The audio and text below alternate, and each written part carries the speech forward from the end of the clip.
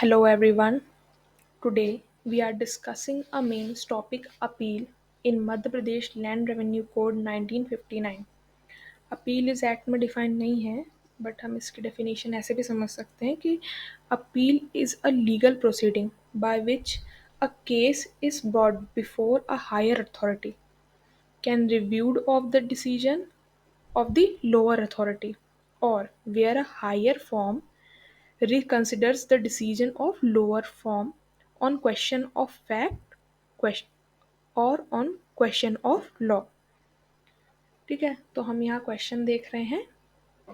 Explain appeal and appellate authority on order of revenue officers under Madhya Pradesh land revenue code 1959. इसमें tell question भी जुड़ते हैं.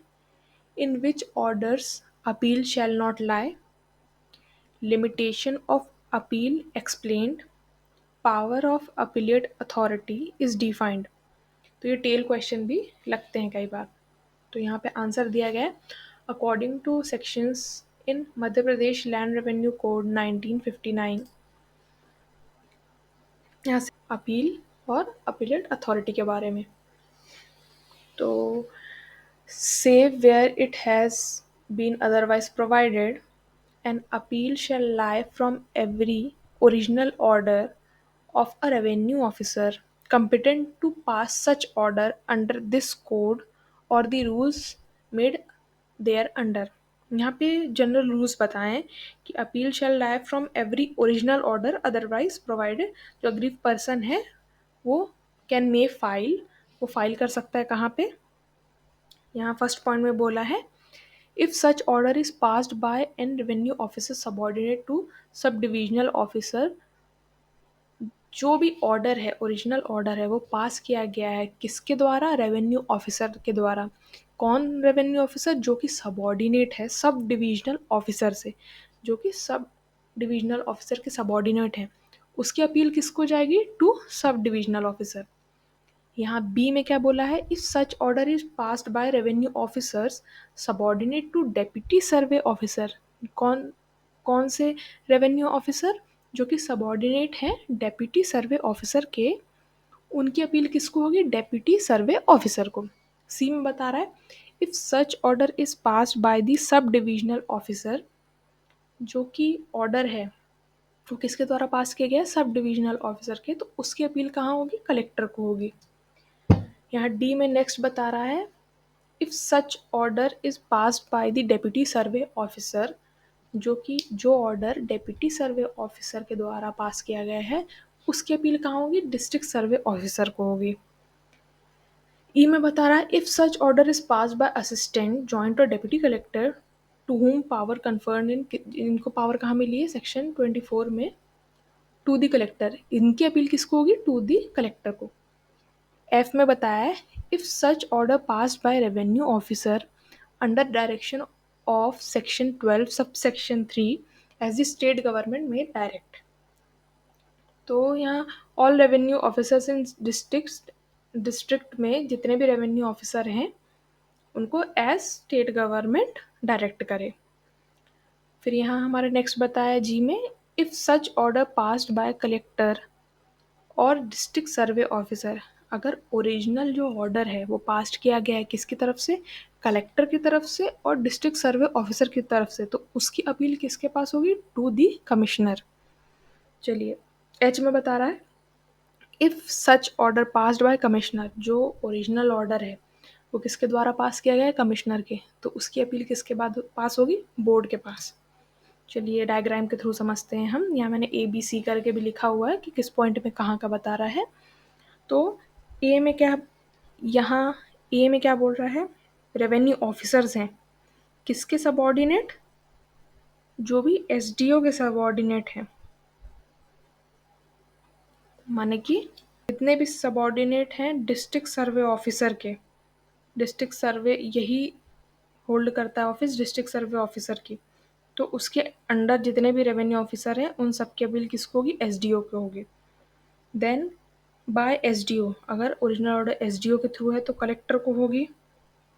फिर district survey deputy survey officer है तो डिस्ट्रिक्ट एसओ को होगी, यानी कि कलेक्टर ही डिस्ट्रिक्ट एसओ होता है।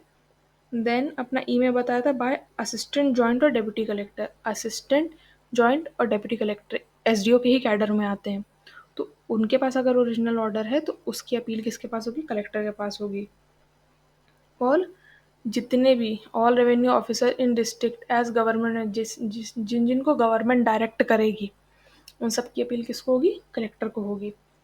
जी में हमारा बोला था कलेक्टर कोई भी अगर ओरिजिनल ऑर्डर पास करता है तो उसकी किसको होगी? उसकी अपील होगी कमिश्नर को।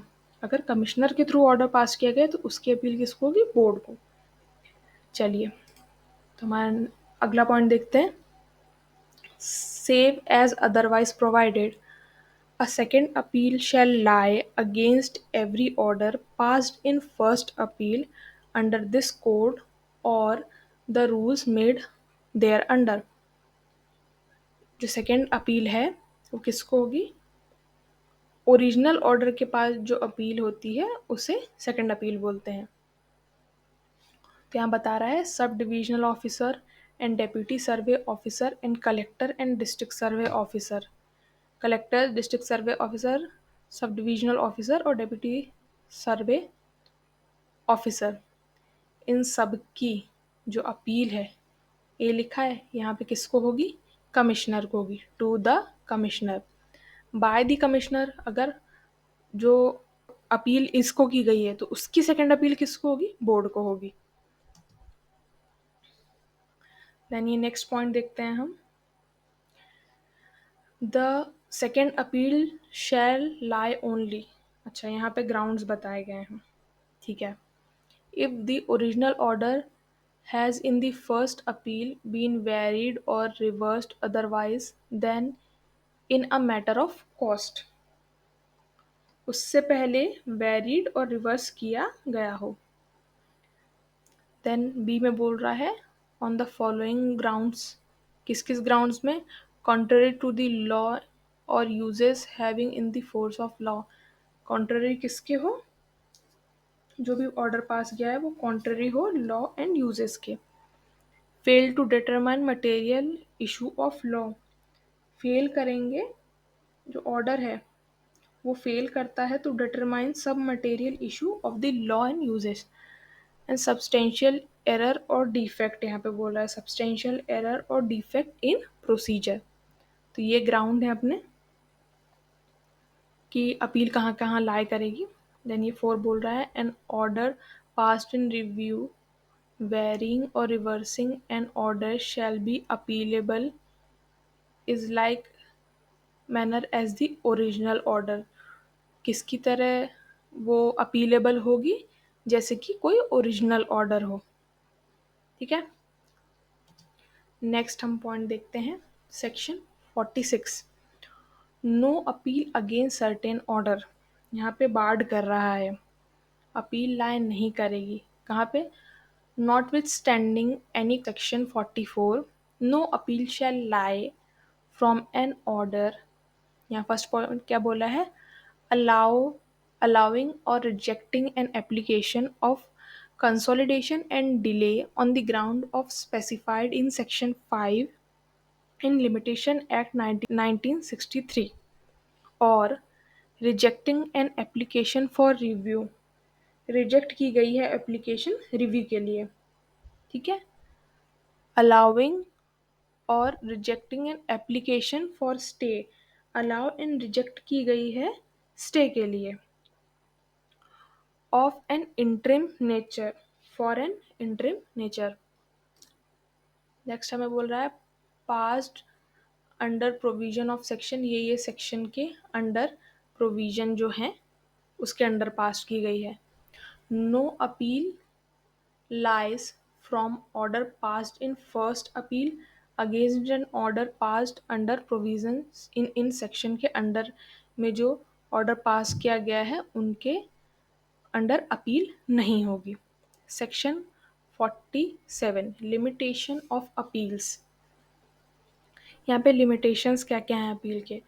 The period of limitation for filing first or second appeal shall be 45 days from the date of order appealed against. यहाँ पे जो लिमिटेशन है वो 45 डेज की दी गई है for filing first and second appeal. कितने दिन की? 45 डेज की from the date of the order pass. कौन सी डेट से? जिस डेट से ऑर्डर पास की गई हो। Provided order before amendment 2018 shall be dealt as prior code. यहाँ पे बोल रहा है कि जो भी ऑर्डर्स, ये अपना 2018 में अमेंडमेंट आया उसके पहले जितने भी ऑर्डर थे, शैल बी डील्ड एज कैसे डील किए जाएंगे? प्रायर कोड, जैसे प्रायर कोड था उसी के अनुसार डील किए जाएंगे। Provided order passed in ex parte hearing, party had no previous notice, limitation shall be computed from the date of communication। यहाँ क्या बोला है कि जो अगर कोई भी ऑर्डर पास किया गया है एक्स पार्टी यानी एक पार्टी, एक तरफा किया गया है हियरिंग, तो पार्टी को जो भी है वो प्रीवियस नोटिस कुछ नहीं मिला है, तो जो लिमिटेशन है वो कहाँ से कंप्यूट होगी? जो भी लिमिटेशन है उसकी गिनती कहाँ से होगी? From the date of communication. जिस डेट से कम्युनिकेट किया गया उसी डेट से गिना जाएगा ये जो 45 डेज है। चलिए नेक्स्ट है section 49, power of appellate authority. यहाँ पे क्या बताया है? जो अपीलेट अथॉरिटी है उसकी क्या क्या पावर है। द अपीलेट अथॉरिटी में either admit the appeal or after calling for record and giving the appellant an opportunity to be heard may summarily reject it। यहाँ पे क्या बोल रहा है? जो भी अपील कर रही है अथॉरिटी में ईदर एडमिट, तब एडमिट कर सकेगी आफ्टर कॉलिंग फॉर रिकॉर्ड, जो भी पार्टीज है उनको कॉल कर पाएगी रिकॉर्ड्स के लिए। Give appellant opportunity to be heard, appellant को अपॉर्चुनिटी देगी हियरिंग की, और may summarily rejected, summarily reject कर सकेगी। सेकंड पॉइंट बोल रहा है इफ द अपील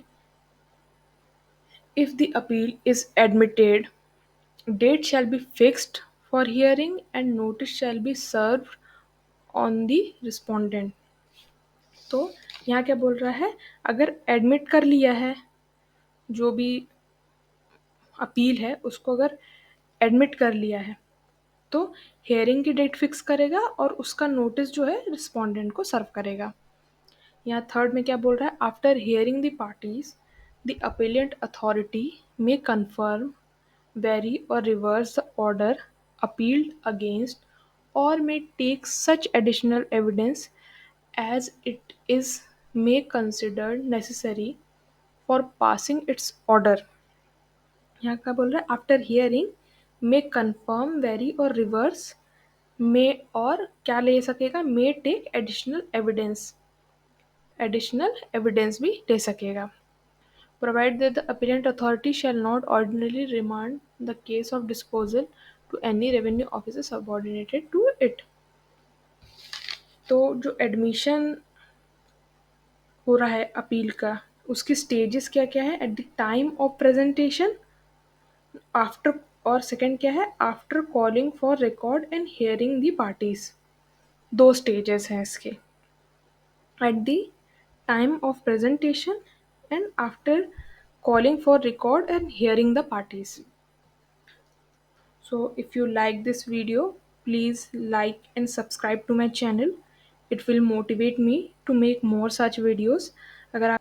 अगर आप चाहते हैं कि मैं इम्प्रूव करूं तो कमेंट सेक्शन में आप अपने व्यूज सजेस्ट कर सकते हैं। Thank you so much.